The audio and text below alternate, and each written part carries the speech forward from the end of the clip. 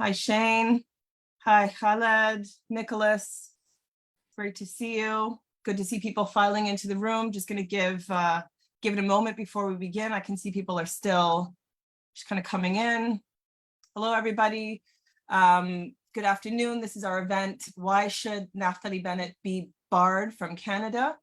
We're joined today by Khaled Muammar, Michael Link, Shane Martinez, and Nicholas Pope. Welcome, welcome, welcome, Khaled, Shane, Nicholas, Michael. Again, you're here for why should Naftali Bennett be barred from Canada? So my name is Bianca. I'm with the Canadian Foreign Policy Institute, which is one of the co-sponsors of this discussion. I'm speaking from Montreal, or Jojage, which is on the territory of the Kanien'kehá:ka people. I want to thank the organizations that have sponsored today's event and for the terrific work that they've done to bring this together. So that's Just Peace Advocates and PAJU alongside CFPI. I also want to thank the 40 organizations who've endorsed the campaign that we'll be talking about tonight, and the 1,200 people who've written letters requesting that Naftali Bennett be banned for his deep involvement in the development of illegal settlements in the Palestinian West Bank. So there will be lots of links and resources that will be posted in our chat. Karen Rodman from Just Peace Advocates will be helping with this, and you can also direct any technical questions that you may have to her. After hearing from our panelists, we're going to have a brief question period where we're going to take questions from journalists. So if there are any present, and if time permits, we may also be able to take some questions from the audience. So if you are a journalist, please do identify yourself in the chat and let us know what organization you're with. So the webinar is going to be in English, but if there are any French journalists, we do have translation available. So again, as I said, we're live on Zoom and Facebook. If you want to share this broadcast, that would be great. More people can see it. Just go to facebook.com/Canada Policy, and I can see that. And yes, yeah, Karen will be putting that in the chat as well. So for the chat, it's open. We love to hear from you. Please do keep your comments civil and free from harmful commentary as always. But yeah, please do say hi and tell us what traditional territories you're tuning in from. So today's event, why should Naftali Bennett be barred from Canada? This is an important question. It's part of a successful campaign to intervene and call into question the former Israeli Prime Minister's planned speech in Toronto, which is planned for tomorrow. So the hope is that the Canadian government will uphold its responsibilities to bar Bennett. But even if that doesn't happen, lawyers Shane Martinez and Nicholas Pope, who are here, really deserve serious congratulations for their legal work on this case. Their legal brief to bar Bennett from Canada has been covered by CBC, the Israel National News, the Middle East Monitor, the World Israel News, Socialist Project, Jordan News, Palestine Chronicle, Jurist, Radio Canada International, and other outlets. And today, the CJN published an article stating, open quote, Israel's former Prime Minister, Naftali Bennett, says he has purposely taken steps to keep a lower profile ahead of his speech in Canada this Wednesday. He hasn't posted anything to his 500,000 followers on Twitter or Facebook since June 3rd. Bennett also declined a request by the CJN Daily to do a podcast. He agreed only to appear in a print story with this in the CJN in advance of his appearance in Toronto. They go on to say that he wouldn't say why, but that it now appears it could have something to do with efforts to have Israel's 13th leader banned from entering Canada for his scheduled talk on Israel at 75 on behalf of the Friends of Simon Wiesenthal Center. So this legal brief is clearly making waves, and we are very fortunate today to be joined by a number of speakers who will let us know more about why exactly former Israeli PM Naftali Bennett should be barred from Canada. And the first speaker of the afternoon is Khaled Muammar.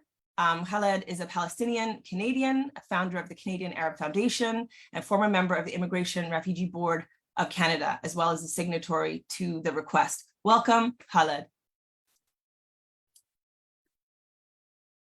You'll just have to unmute yourself, Khaled. You're still on mute. Yeah. Okay, thank you, Bianca. Well, I'm really pleased to be able to join on this podcasts regarding the visit of Naftali Bennett for two reasons. First of all, I myself am a refugee who was forced to leave my country in 1948 due to the policies of the British occupation forces at that time, which resulted in the end in having armed militia of the Haganah go into the city of Haifa, where I lived at that time, whose population was 50% Palestinian Arabs, and they were able to expel most of them except for 2,000.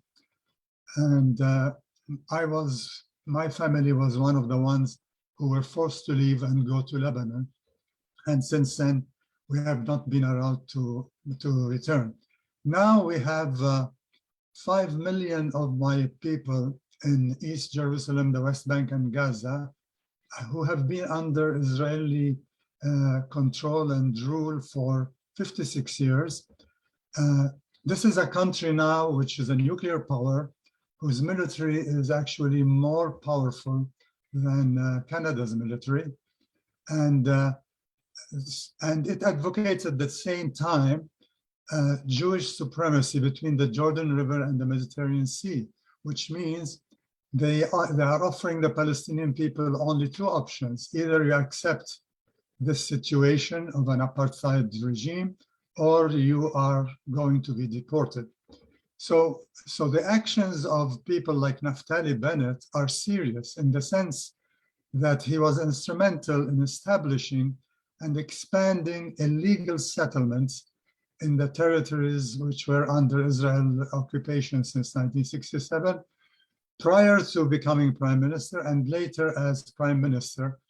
And therefore, if Canada is to abide by international law and by its own laws, they should make a point that he is not allowed to enter Canada, because this will discourage people who are committing war crimes and crimes against humanity from doing it again. Otherwise, he will be encouraged, and people like him, like other ministers now in the current government, like Bezalel Smotrich, who's in charge of the civil administration in the West Bank, would continue with their policy to Judaize the West Bank and East Jerusalem and even the Galilee and the Negev inside Israel, to Judaize those.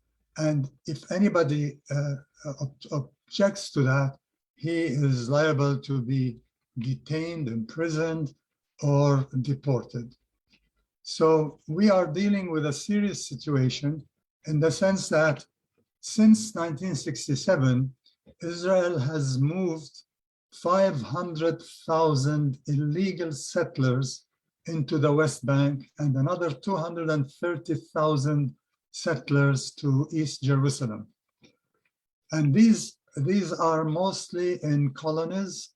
So you have about 300 colonies in these occupied areas, which are half of them are really illegal outposts, but they have been allowed to exist.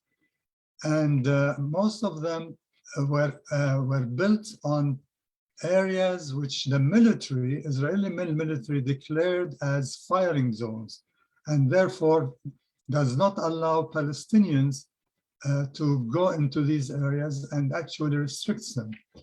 Now we're talking of an area in the West Bank which comprises 61% of the area of the West Bank. It's called Area C. Currently, there are now there 500,000 illegal Jewish Israelis, and at the same time, you have 200 Palestinian communities which are being choked slowly. And most of them are really people who live on farming and herding, and that's why Israel wants to annex that area after it had annexed Jerusalem in 1980. And to be able to annex that area, they want to ensure that the population there is a majority Jewish.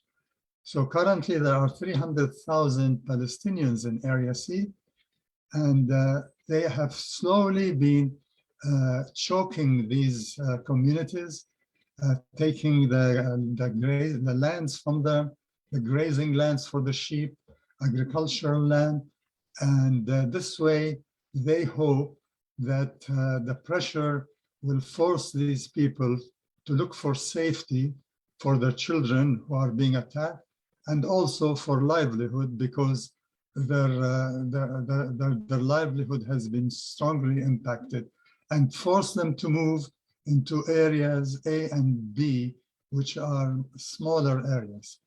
So by doing that, they would ensure that they would have a major Jewish demographic majority in Area C, to enable them to annex it formally, because actually de facto they have annexed it, but they are proceeding with moving more and more illegal settlers in those areas, and using harsher and harsher measures to make life unbearable for the 300,000 Palestinians in Area C. So this is a serious matter. A person who is responsible for establishing and expanding these settlements, like Naftali Bennett, should be barred from entering Canada, and send a clear message that Canada is abiding by its own laws, by the Immigration and Refugee Protection Act, and also by the Rome Statute of the International Criminal Court, which prevents both the transfer of its citizens to the occupied areas, and at the same time prevents it from deporting the Palestinian inhabitants of these areas from one place to another, and in some instances to force them actually to leave all of Palestine between the river and the Mediterranean Sea. So we hope that our government does not only talk the talk, but walk the walk, and implement its laws and policies, so that this sends a clear message everywhere that we will not accept crimes, war crimes, and crimes against humanity against not only Ukrainians, but also Palestinians. After all, we are all human beings, and according to our Charter of Rights and Freedom, there is no distinction between Canadians or anybody based on their race, religion, ethnicity, political opinion, or gender. So we wait for a favorable decision from the Trudeau government. Thank you.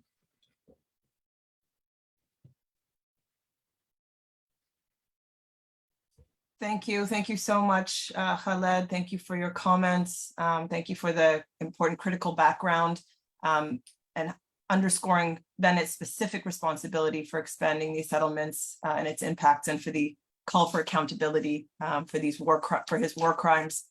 We look forward to hearing more from you in the Q&A period.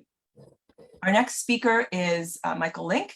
Michael Link is a professor emeritus at the University of Western Ontario and former special UN rapporteur for occupied Palestine. Michael provided a comprehensive statement that was included in the request to the CBSA. Welcome, Michael. Thank you very much for this, and thank you for organizing this conference. As Bianca's mentioned, I am the former United Nations Special Rapporteur with respect to human rights in the occupied Palestinian territory. In that capacity, which I served between 2016 and 2022, I delivered a number of reports both to the UN General Assembly in New York and to the UN Human Rights Council in Geneva. And in the course of doing that, I wrote quite often about the settlements, and I had plenty of opportunity to be able to speak about and to write about the legal status of the Israeli settlements. So in my short remarks today, I have three things that I want to be able to put across. The first is that the Israeli settlements are illegal under international law. There is probably no other issue in modern international relations where there's such a wall-to-wall consensus in the international community than there is with respect to the illegality of the Israeli settlements. This has been expressed, I believe, in over 160 UN General Assembly resolutions since the early 1970s. It's also been expressed in a number of Security Council resolutions as well. The settlements are illegal under the Fourth Geneva Convention of 1949, which forbids an occupying power, which is clearly Israel, with respect to the Palestinian territory. It forbids an occupying power from transferring any parts of its own civilian population into the territory it occupies. And the whole point about that is to ensure that the occupying power doesn't view the occupied territory as a fruit of conquest and begins to move parts of its own civilian population in order to be able to demographically engineer a legal and political and social change in the status of that particular territory. And this was emphasized most recently by the UN Security Council in Resolution 2334 in December 2016, at the very end of the Obama administration, when the Security Council adopted this resolution, and it said that the Israeli settlements in the West Bank and in East Jerusalem are a flagrant violation under international law. That's a direct quote from the resolution. And as well, the fact that the Israeli settlements are illegal under international law is a long-standing Canadian policy as well, which has survived through policy and changes and administrative changes over the last 25 years in Canadian politics. The long-standing Canadian position is that the settlements are a violation of Security Council resolutions, and they're also a violation of the Fourth Geneva Convention. So the second point I want to make is not only that the world has moved on and said not only are they illegal under international law, illegal under the Fourth Geneva Convention, the settlements are a war crime, beginning in 1977 with something called the Additional Protocols to the Geneva Conventions.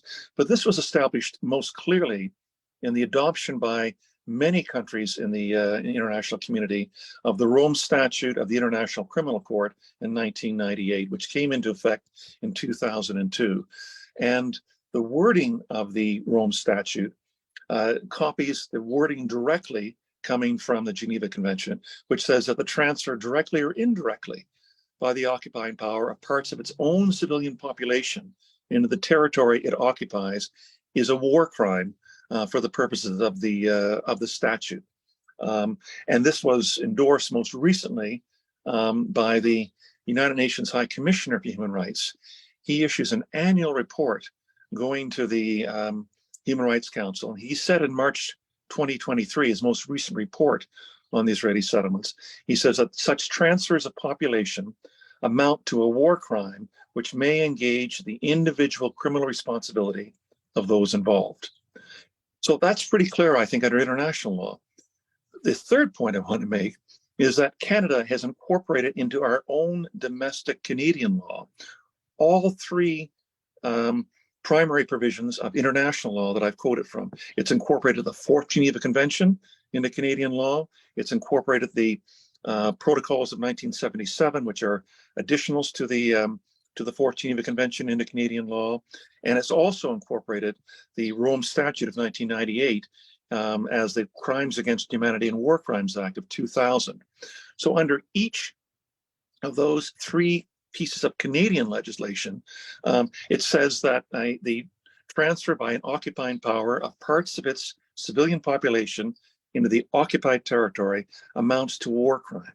And when it amounts to a war crime, this actually puts a duty and an obligation on Canada to take steps to either bar someone who is on reasonable grounds suspected of being involved in a war crime from entering Canada, or conversely, if they enter Canada, to be able to arrest them and to try them, since what the Crimes Against Humanity and War Crimes Act sets up is this concept of universal jurisdiction, that a country that has passed this legislation incorporating the Rome Statute into Canadian law has now the jurisdiction to try somebody who's committed crimes, even if they're elsewhere, even if that person is not a Canadian citizen, as long as that person is found on Canadian soil. We've done this already with respect to a war criminal arising out of the Rwandan genocide of 1994, who was found in Canada, was tried and convicted with respect to that. So I want to emphasize that it's not a choice that Canada has. It's not a menu a la carte. It's a legal duty and an obligation that's clearly laid out in the legislation that we have there.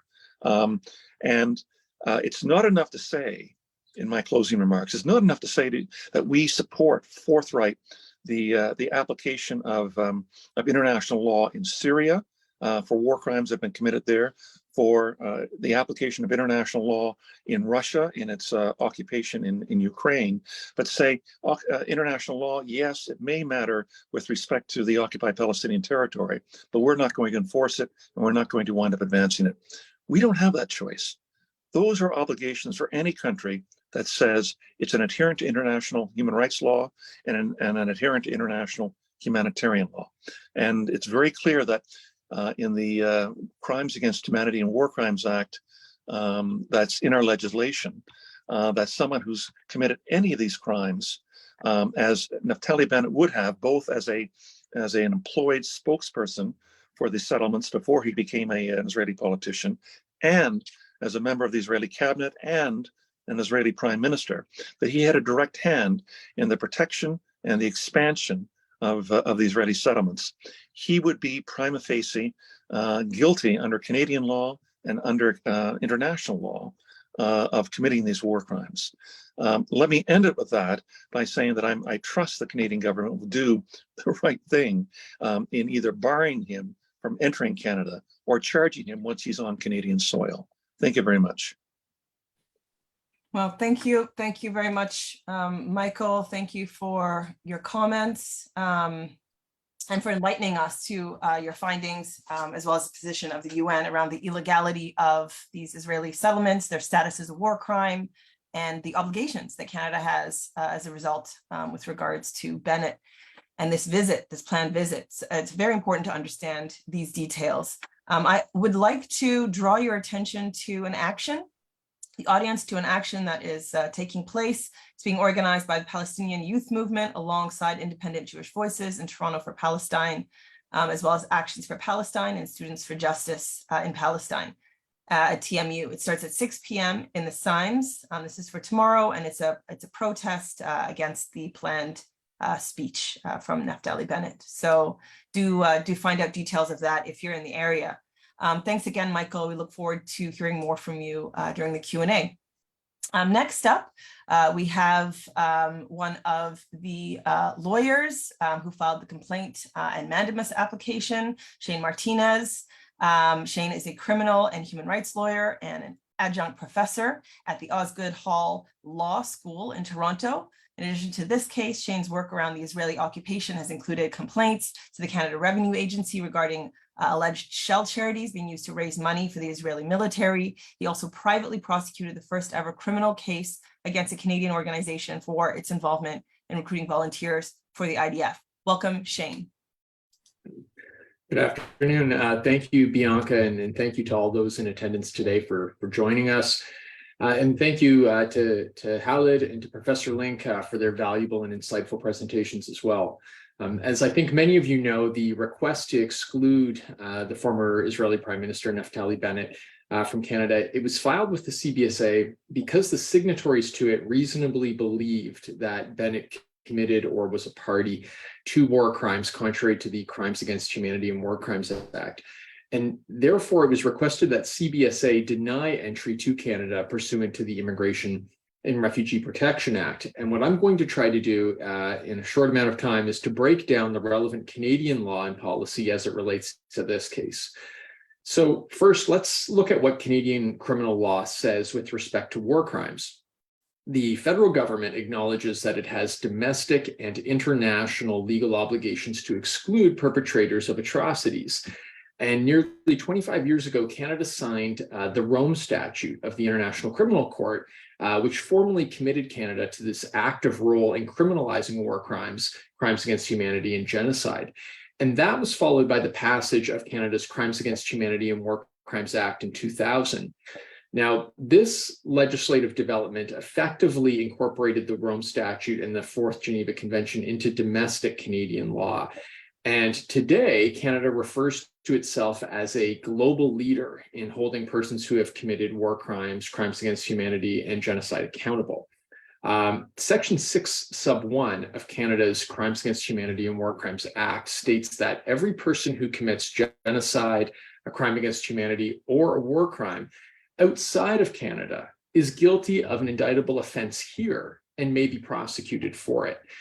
The Act goes on to state that Section 6 sub 1.1 makes it an offense to conspire to commit an offense or attempting to commit an offense. The Act also defines a war crime as an act or omission committed during an armed conflict that at the time and in the place of its commission constitutes a war crime according to customary international law or conventional international law applicable to armed conflicts, whether or not it constitutes a contravention of the law in force at the time and in the place of its commission.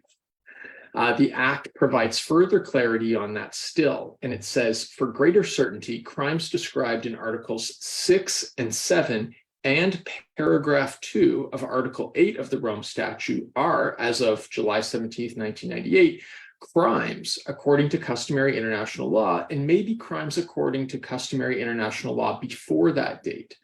This does not limit or prejudice in any way the application of existing or developing rules of international law. So what does all of this mean? Well, paragraph 2 of Article 8 of the Rome Statute is specifically cited in Canada's domestic war crimes legislation.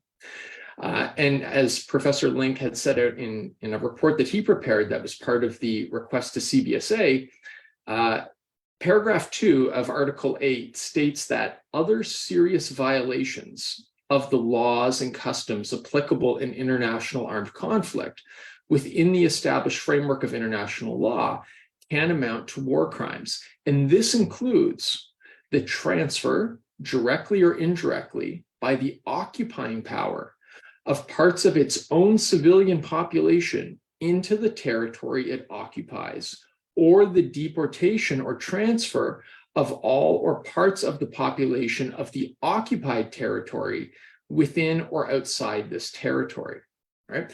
Now, as was also explained by Professor Link in his report, and as in his comments today, illegal Israeli settlements precisely fit this definition. So in other words, a person who has been materially involved in the expansion of the illegal Israeli settlements, or someone who has conspired in illegal settlement activities or attempted to carry them out, may be guilty of a war crime under Canadian law. Even if that crime was committed outside Canada, our law is such that that person can be arrested, charged, and prosecuted for the offense here in this country. However, criminal prosecution, that's not the only way that war crimes legislation is enforced. So we can shift gears a little bit and look at what Canadian immigration law says with respect to war crimes. In an effort to kind of give preventative effect to Canadian law on war crimes, Canada's Immigration and Refugee Protection Act empowers the CBSA to exclude persons who are suspected of involvement in war crimes. And CBSA is empowered by Section 35 of the Immigration and Refugee Protection Act to deny entry to individuals who are reasonably believed to have been involved in or complicit with war crimes. In other words, individuals who are found inadmissible are not allowed to enter Canada. Furthermore, if the Minister of Public Safety, Marco Mendicino, believes that a foreign government engages in or has engaged in war crimes, then prescribed senior officials in the service of that government can be excluded from Canada as well, even if they weren't directly involved in the war crimes themselves. The policy of Immigration, Refugees, and Citizenship Canada states that persons who have committed or have been complicit in the commission of a war crime, regardless of when, where the crimes occurred, are not welcome in Canada. And CBSA, in collaboration with the RCMP and the Department of Justice, they operate something known as Canada's Crimes Against Humanity and War Crimes Program. And the objective of the program is twofold. First, it's to deny safe haven to war criminals and persons believed to have committed or been complicit in war crimes. And second, it's to contribute to the domestic and international fight against impunity for the perpetrators of such acts. And internal audits of the program and how it works show that during a 10-year period from approximately 2003 to 2013, CBSA denied 2,800 visa applications for individuals who were suspected to have committed or been complicit in crimes against humanity, war crimes, or genocide. And some of these denials of visas happened even where there was no proof at all that the traveler had been involved in an offense. Now, in addition to criminal law and immigration law, Canadian foreign policy is directly relevant to the issue as well. And to conclude my remarks today, I'll note that Canadian policy claims that it does not recognize permanent Israeli control over territories occupied in 1967, so the Golan Heights, the West Bank, East Jerusalem, the Gaza Strip. And it goes further to state that Israeli settlements in the occupied territories are a violation of the Fourth Geneva Convention. It also states that the settlements constitute a serious obstacle to achieving a comprehensive, just, and lasting peace. And in 2021, it was reported by the Canadian press that Foreign Affairs Minister Marc Garneau told his Israeli counterparts that evictions, demolitions, and the building of settlements in East Jerusalem should cease in order to ease tensions and prevent another round of violence in the region. And earlier this year, Melanie Joly, who's the Minister of Foreign Affairs, publicly stated that Canada strongly opposes the expansion of settlements. Such unilateral actions jeopardize efforts to achieve comprehensive, just, and lasting peace, and she stated that this is Canada's long-standing policy. However, as we know, actions speak louder than words, and if Canadian law is unenforced, it is really reduced to little more than words alone.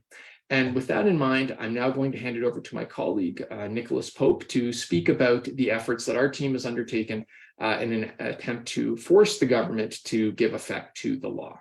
Thank you. Thank you. Thank you so much, Shane. Thanks for helping us to just really understand the legislative framework for handling suspected war criminals. And congratulations to you again and to Nicholas for your incredible work. So I just want to quickly say, if you want to write to the minister, you can do so. We've put the link to do that in the chat. Please do take action. So now we're going to be hearing from Nicholas Pope. Nicholas practices administrative law at Hamid Law in Ottawa and worked with nonprofit organizations, including advocating for international law while working at the Civil Coalition for Palestinian Rights in Jerusalem. Welcome, Nicholas. Thank you, Bianca, and thank you everyone for being here today.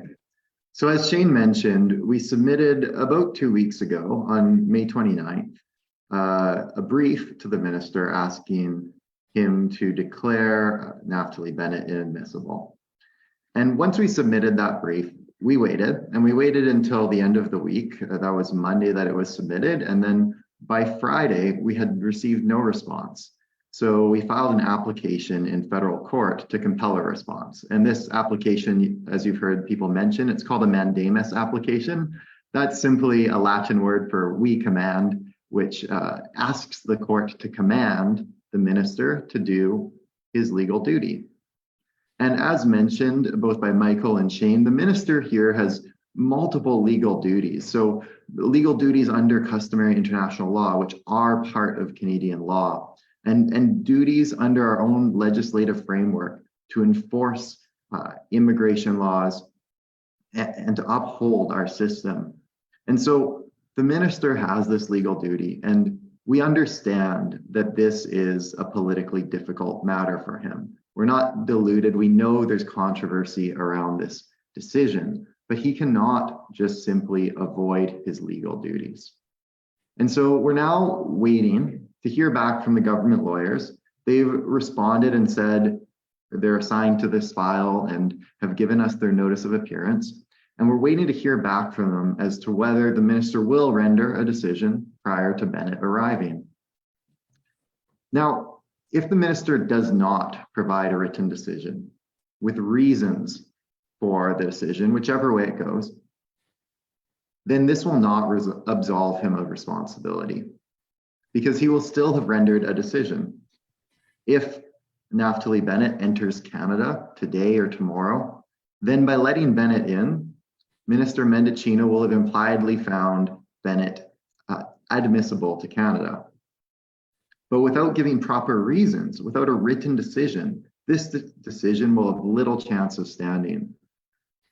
Because for a decision to withstand judicial review, it must be properly justified by way of its written reasons. And this was affirmed by the Supreme Court in 2019 in the landmark case of Vavilov. And so all that to say that without a written explanation for Bennett's admissibility or inadmissibility, it will likely be overturned. And so what we see ourselves doing here is giving the minister a reminder, do your duty. If you do not, that does not mean that there is no accountability. But if you do, then at least the minister has an opportunity first to explain. So if Naftali Bennett is allowed into Canada, regardless of whether reasons are provided or not, then, as I mentioned, especially if there are no reasons, it's likely the decision will be overturned after the fact. And this will not stop Mr. Bennett from speaking tomorrow. But what it will do is it will set a precedent for the future. It'll set a precedent that will stop events like this from happening in the future. And so, for the sake of doing what is right, we hope that Minister Mendicino will declare Bennett inadmissible before he arrives and uphold the law now. But even if he does not, we trust that the courts will do what they do.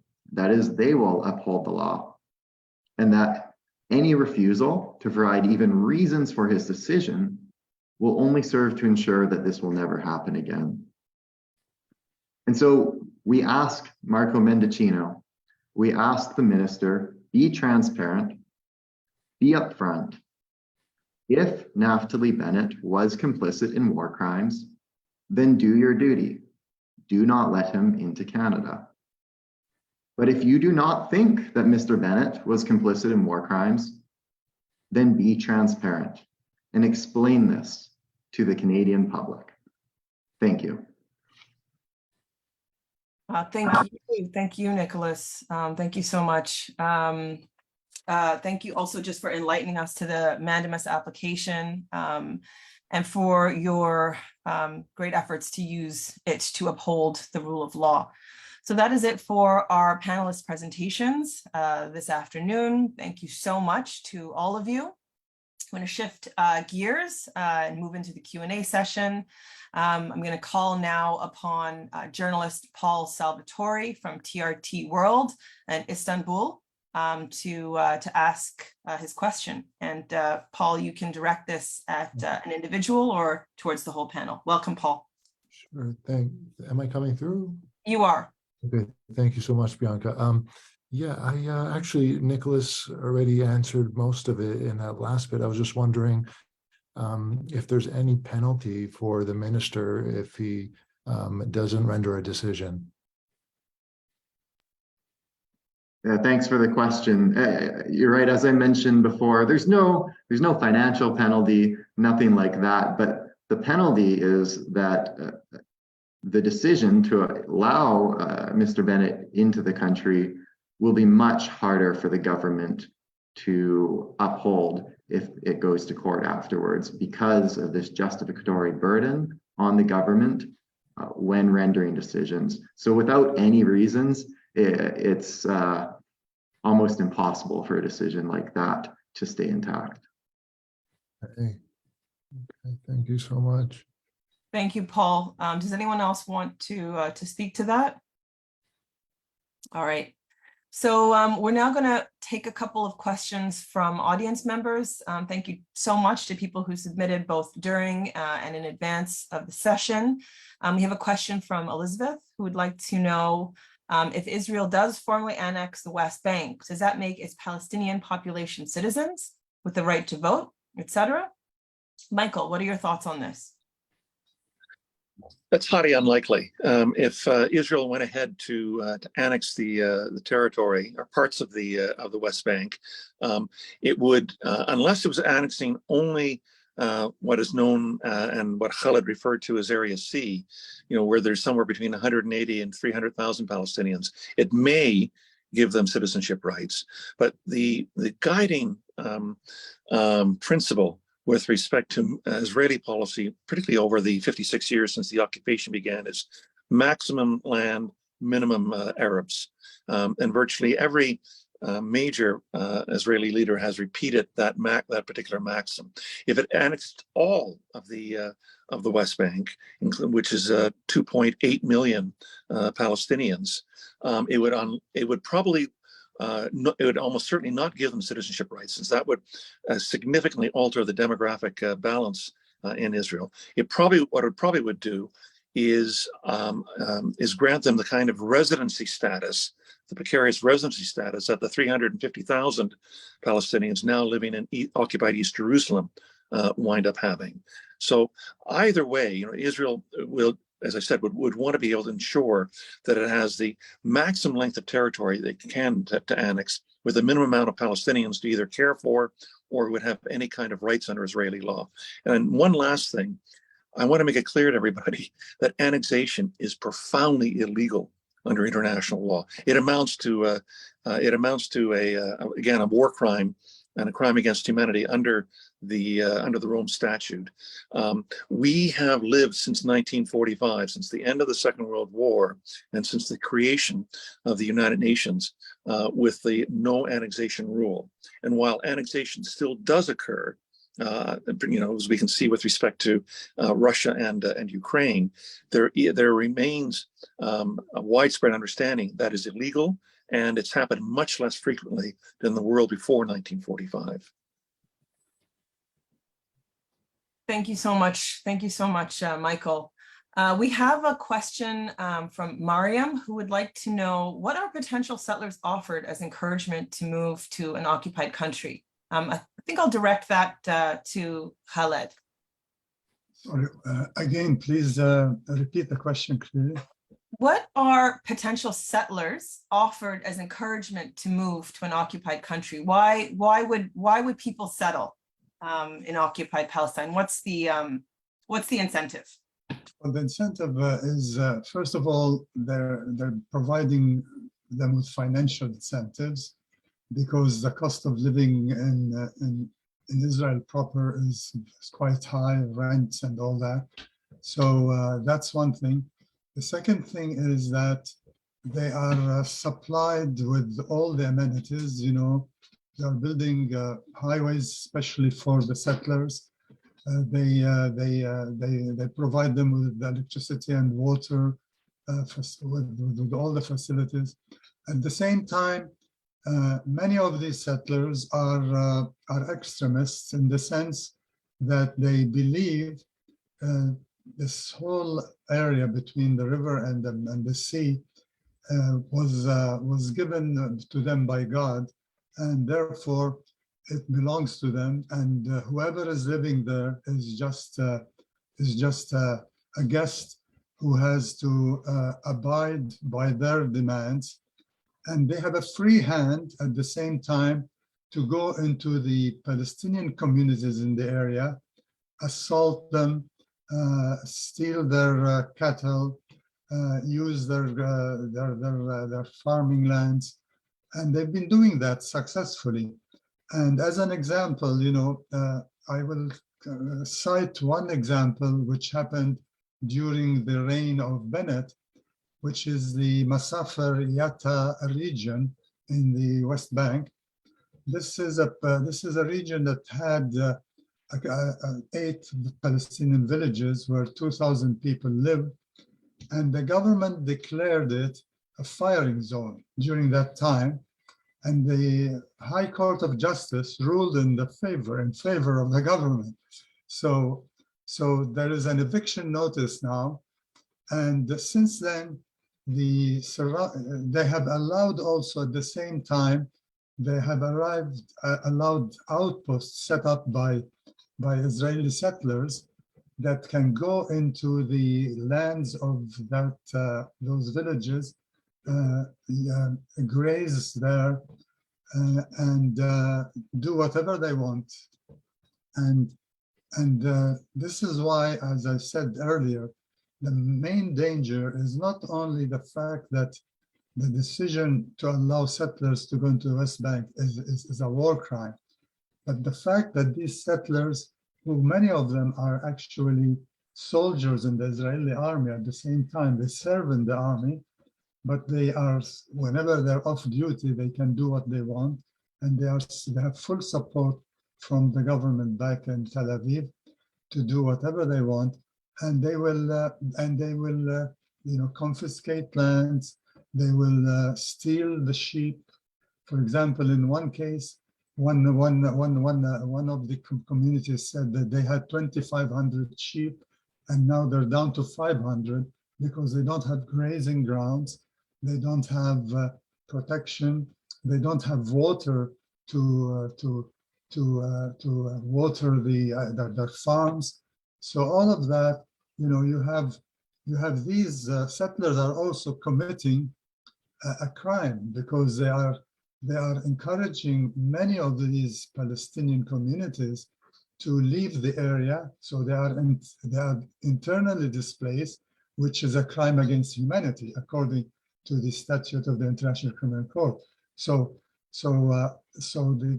Bennett allowing Masafer Yatta in May of 2022 was committing both a war crime and crimes against humanity, because encouraging also the settlers to assault and persecute the Palestinians and force them to leave internally into another area. Thank you so much, Khaled. That was very, very informative. We have a question from Tina, who wants to know, given the ineffectiveness of the ICC and UN in being able to enforce international law, how do we free Palestine from this oppression? It's a big question. Is there anyone who'd like to tackle this one?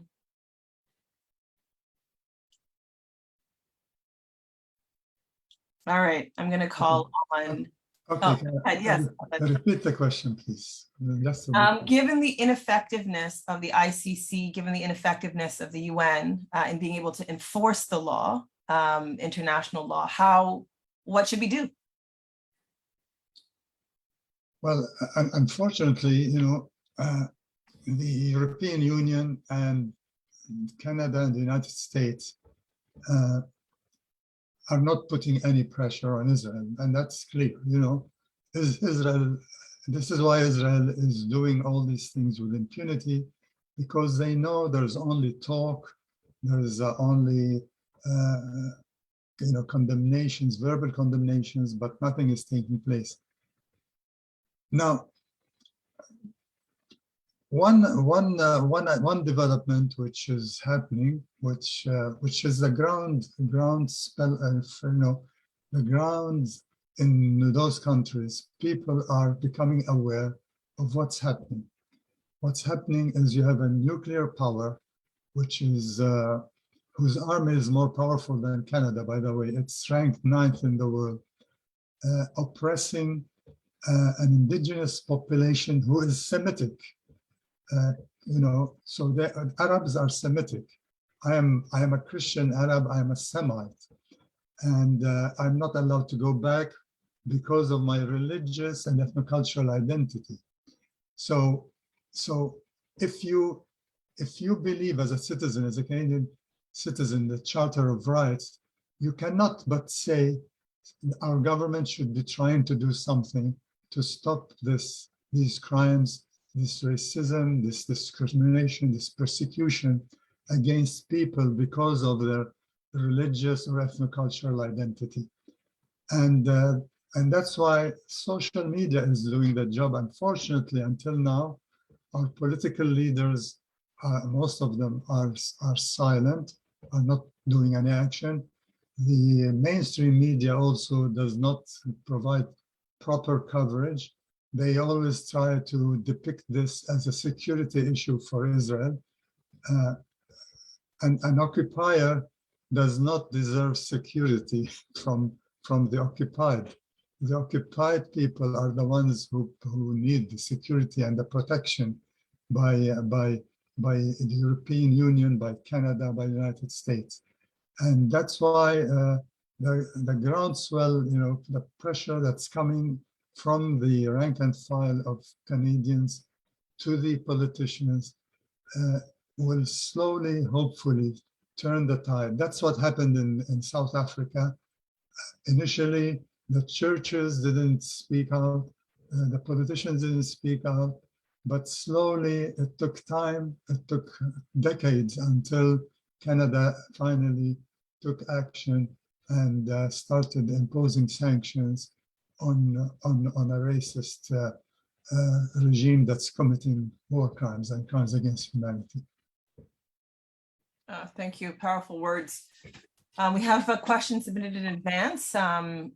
Could the panelists speak more specifically about what Bennett's actions while he was Prime Minister and also Minister of Defense in regard to settlement expansion? It would be great to just elaborate on this a little bit, given that this event is so specific. I'll turn to maybe Shane or Nicholas. Sure. Thanks, Bianca.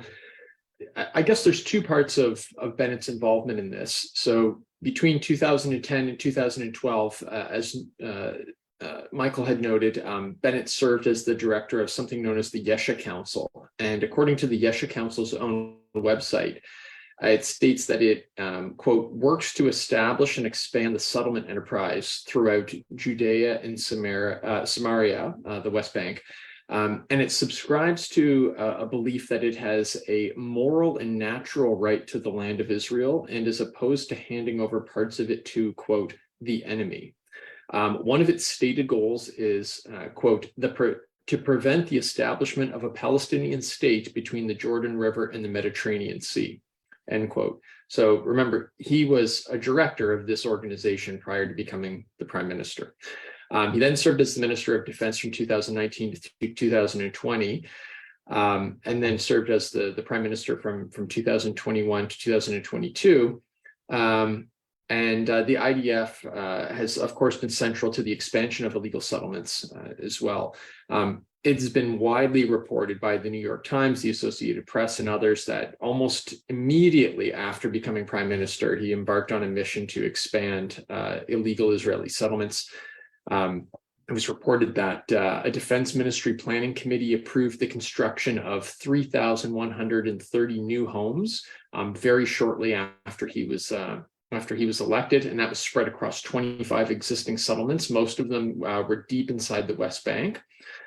The Israeli Ministry of Foreign Affairs also put out a press release in December of 2021 announcing that Cabinet had approved what they called an unprecedented plan to invest in the Golan Heights in order to double the population there within 5 years. And Bennett was described in that press release as leading the decision.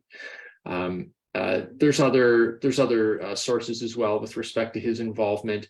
He's quoted by the Associated Press as saying, in the face of enemy violence, the Zionist answer has always been settlement, security, and immigration. And in addition to that, his activities have been quite meticulously tracked by a group called Settlement Watch, which is run by, it's kind of a subgroup of another organization called Peace Now. And kind of the Canadian branch of Peace Now notes that the Bennett-Lapid government promoted plans for 7,292 housing units in the settlements, which was a 26% increase over the annual average of such plans by the Netanyahu government, or governments plural of the past. So there's substantial and significant researching that has taken place around Bennett's involvement in the expansion of illegal settlements. This is just scratching the surface, but gives you an example of what's going on. Thank you. Is there any nexus between the expansion of illegal settlements and violence by settlers? Is the next question.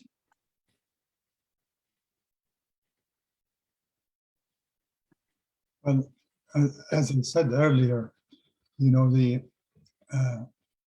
ideology of the State of Israel is to acquire not only the land between the Jordan River and the Mediterranean Sea, but even beyond that, because there are extremists within that government, which even refer to parts of Jordan, parts of Lebanon, parts of Syria, by saying this was all granted to them by God, you know. So there is that mentality. At the same time, they have been encouraged by the fact that neighboring Arab states have signed peace treaty with them. Now you have Egypt, Jordan, United Arab Emirates, Morocco, Bahrain, Sudan, and so you have 6 major Arab countries who have really recognized Israel, you know, and have peace. So there's no real, you know, threat to Israel's security. So when you have people who believe in this mentality of superiority, who look at Palestinian Christians and Muslims as inferior people, who believe this land can be taken at any time, you know, and they are not only doing that in the West Bank, in the Golan Heights, in East Jerusalem. They have even now passed you know, statements by the government saying we should Judaize the Galilee and the Negev. These are major parts of Israel. The Negev comprises 60% of the land area of Israel proper. The Galilee comprises about 10% in the north. They want also to change the demographics of those areas because the Galilee has a majority of Arab Palestinians. The Negev has about 30%, which they think is too high, of Arab Palestinians. They need the land, but at the same time, they don't need the people. And that's why they have clearly stated, our idea is, you know, we want all the land. If the Palestinians accept it, we'll let them stay as inferior human beings.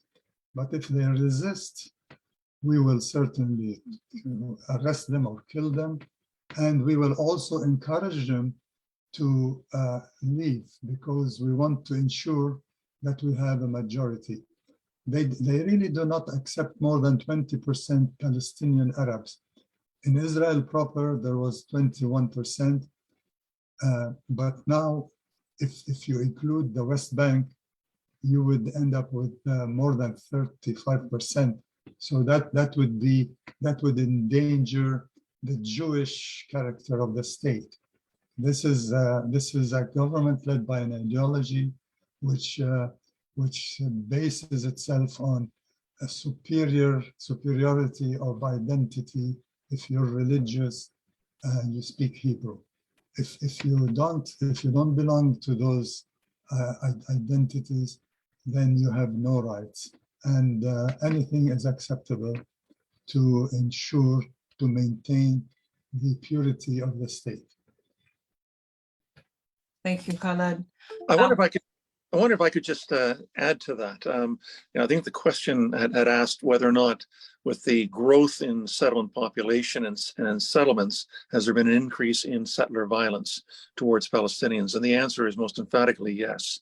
2022 was for those who monitor attacks on Palestinians by settlers, was the highest number of settler attacks since this issue was began to be documented and recorded, which I believe is 2008, and certainly figures with respect to the first 5 months of 2023 indicate that settler violence is growing at even a faster rate than in 2022.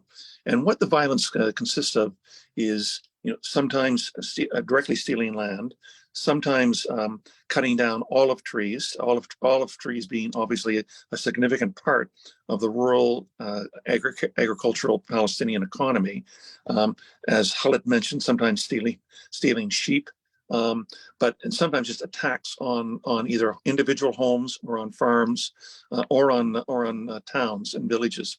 There was an infamous attack several months ago on a Palestinian village near Ramallah, where a number of cars were burned, homes were burned, Palestinians were attacked. One Palestinian was killed by settlers from a nearby well-established settlement, not simply one of these hillside settlements, but from a long-lasting settlement in the area.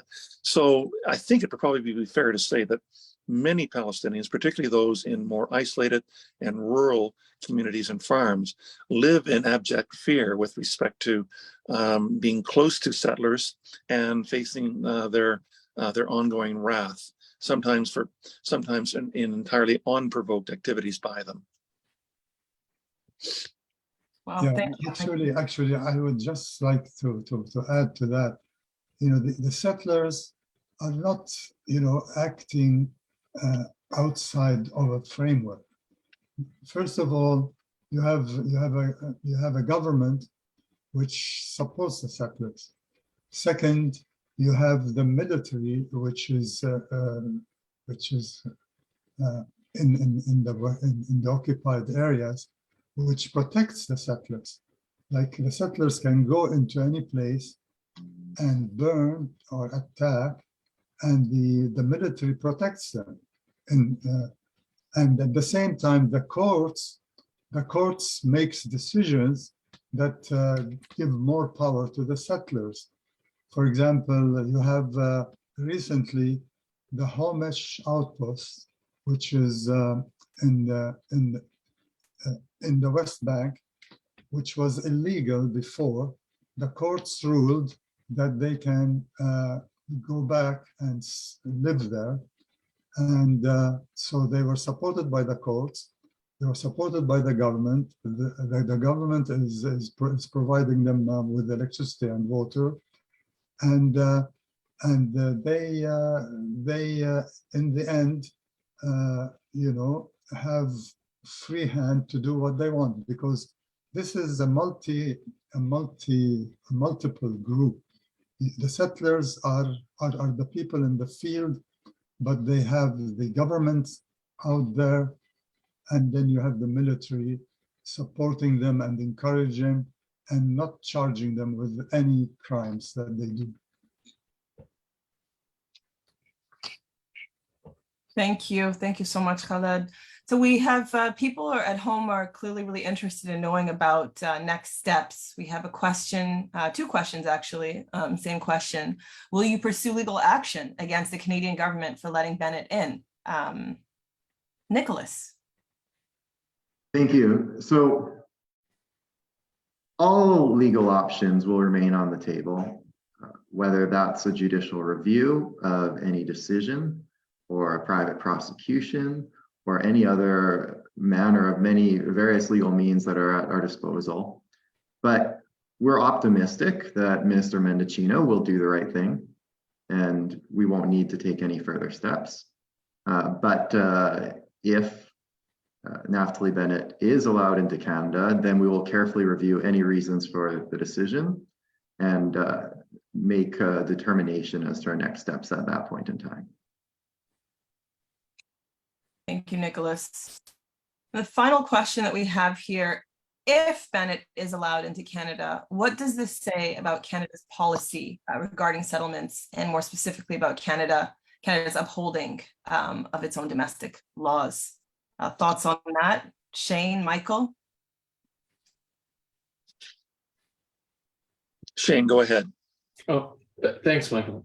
I guess my short comment on that would be that I wouldn't be surprised, but I would nevertheless be disappointed. I think that when it comes to making change on issues like this, it's not something that the government does benevolently or willingly.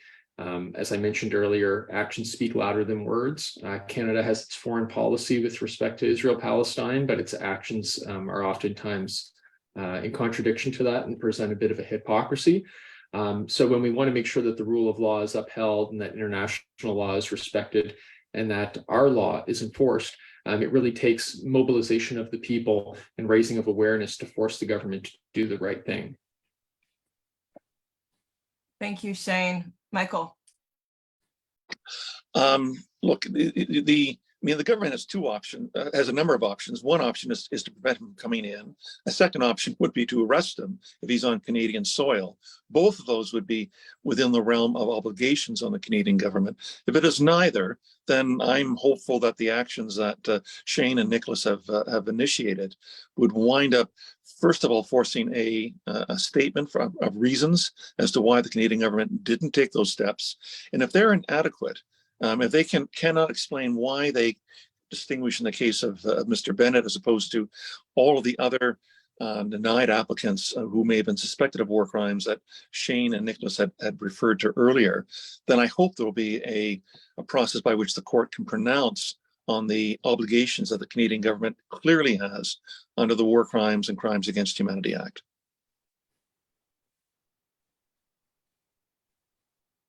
Thank you, Michael. Actually, on that note, there is one last question that was just posted on the same subject. Leslie wants to know, could Bennett not be arrested for crimes against humanity and turned over to the international community, international court?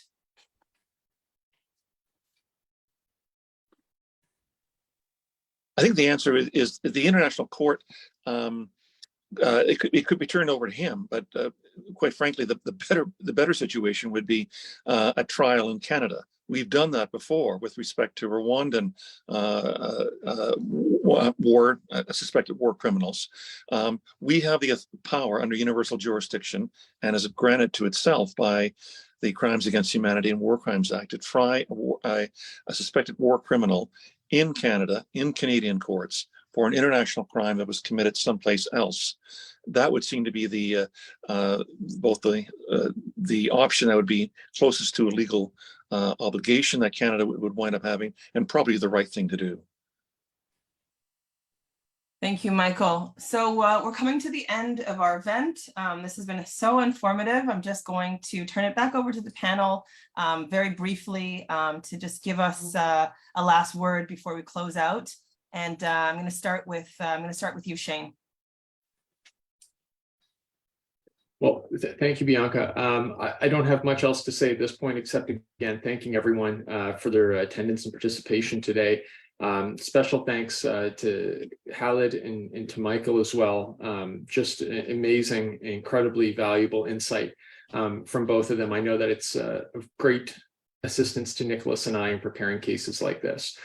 So thank you to both of them. Thank you to everybody for your support, and the struggle continues. Thank you.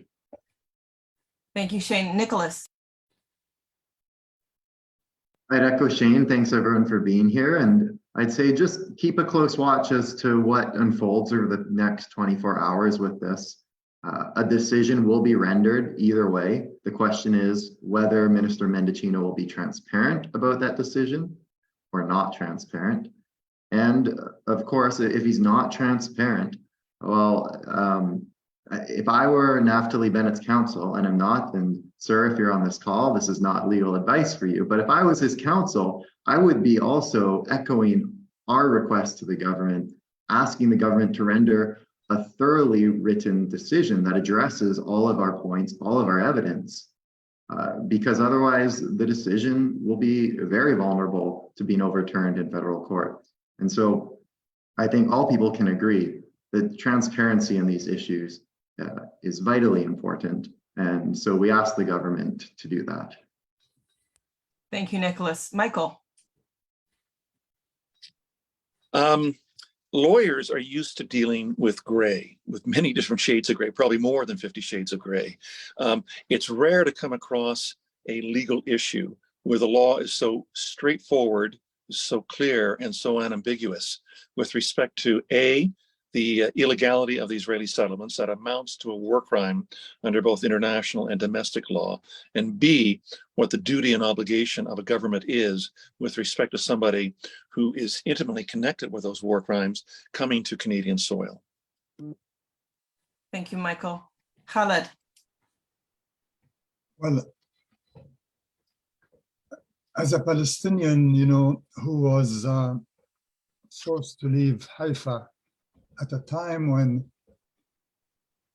there were 70,000 Arabs in Haifa in 1948, and within a couple of months, extremist Haganah militia were able to deport or force to leave 68,000 of them, and only 2,000 remained.